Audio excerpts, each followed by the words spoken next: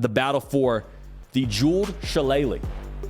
If you're not sure what I'm talking about, it's USC going to South Bend, Indiana to play Notre Dame. Notre Dame favored by 2.5 points, 7:30 Eastern on NBC.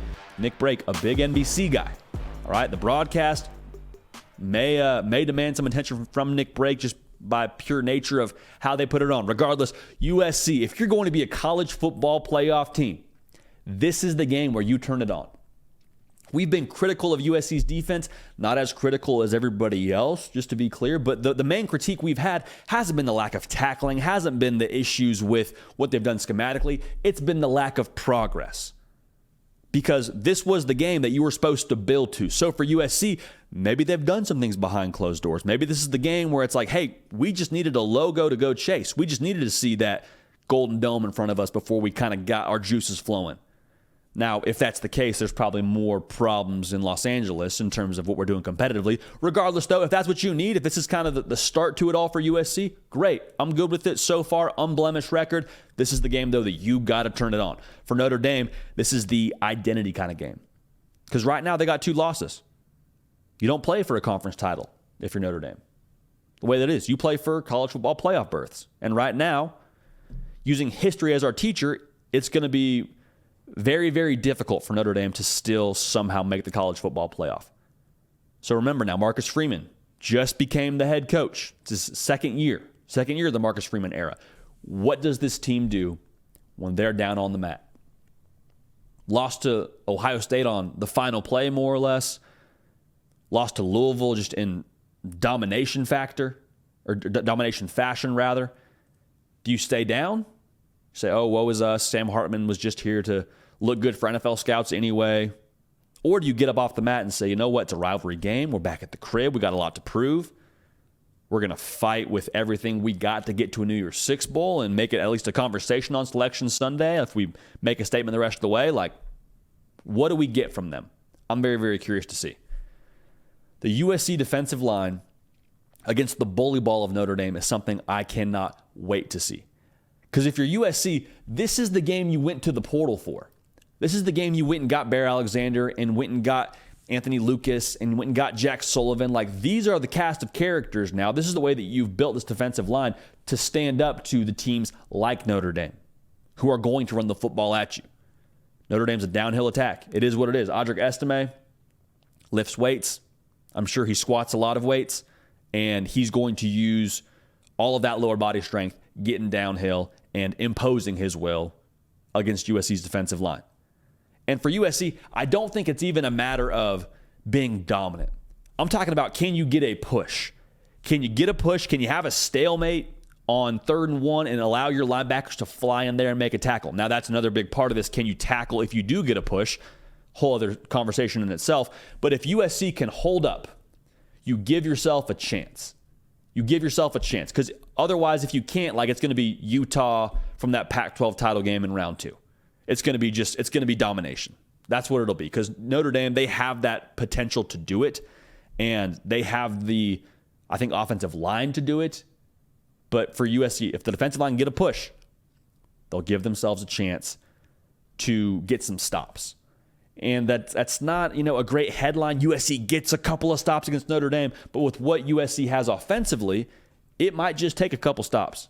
It might just take 3 to 4 stops during the game and allow this offense to get a little bit ahead of Notre Dame and put some pressure on them. Now, the key thing with Notre Dame, if they're able to get some success running the football, guess what they get to do?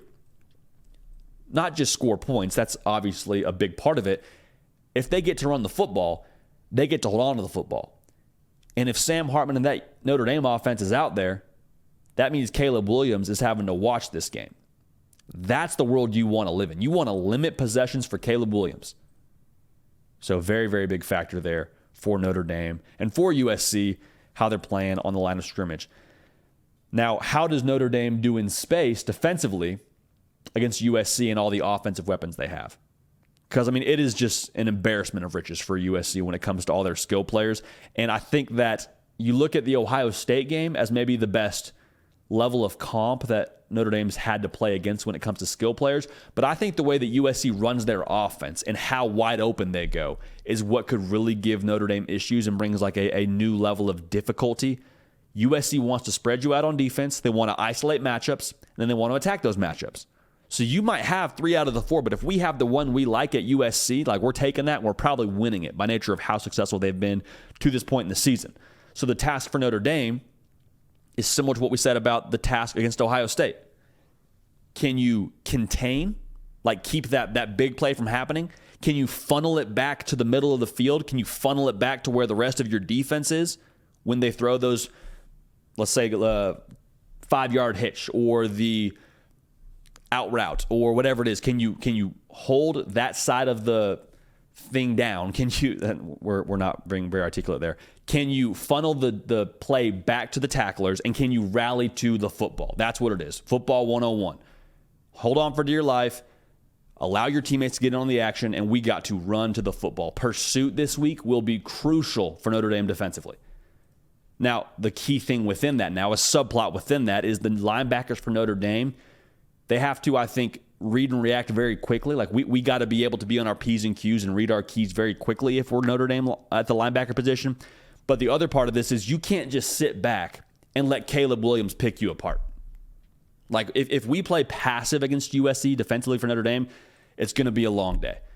Because the last thing you want is to allow him to sit back there, sit, pat the football, and while you're doing that, somebody gets open downfield. Brennan Rice is open downfield. Dorian Singer's open downfield. Like the longer that these plays go, I think the more it favors Caleb Williams and the more it favors USC. Whenever he's able to ad-lib, you might have had the right play drawn up if you're Notre Dame defensively, but whenever that new play starts, then you're in Caleb Williams' world, and that's not a world you want to live in if you're Notre Dame. So the potential differentiator here is who has more in the tank emotionally, like competitive stamina-wise. Who has more in the tank? Because we talked a lot about Notre Dame and the spot they were in last week against Louisville and the fact they had to play Ohio State, and they lost that game on the last play. Then they play Duke. They win that play on the last play, or they win that game on the last play. And then you lose to Louisville and just get thrashed. It is what it is. Like, we're not going to sugarcoat it. I promise you, the good people in South Bend, they're not sugarcoating it. Just got absolutely done up. How do you respond to that? Where's the emotional fuel tank at? Because USC, it's kind of been a little bit more sneaky. It's been a little bit more sneaky than you would like it to be if you're USC, but you beat Colorado by 1 score. Had to recover an onside kick to win that football game. You beat Arizona, yeah, but it took 3 overtimes. I promise you, both those games are draining for a football team. Who has more in the tank? Because I think for both sides, it's going to take a version of their best football to win this game. I don't think this is a game where if you're Notre Dame or USC, you can sleepwalk for that first quarter and then turn it on in the second and third quarter and really get it going. We saw what USC is if they don't hit the ground running offensively. Had to play catch-up against Arizona. You can't play catch-up against Notre Dame. Same thing for Notre Dame. If you don't score with USC, this thing at Notre Dame, it's a really good offense. I think it's a potent offense. It's built to keep pace. It's not built to chase. If Notre Dame goes down 2 scores, it could be a very difficult post game for Marcus Freeman. So when it comes to this game, man, I sigh because I don't want to get too negative here, but like we've stood by the USC defense for the entirety of the season to this point. And when we predict games like this, some of it is projection. Some of it is guessing or assuming or trying to track a trend and seeing what a team's going to do in a certain game. When it comes to this game, though, if USC were to play a solid level of defense, it would be something new. It would be something that we haven't seen to this point in the year. I think this is a bounce-back week for Notre Dame.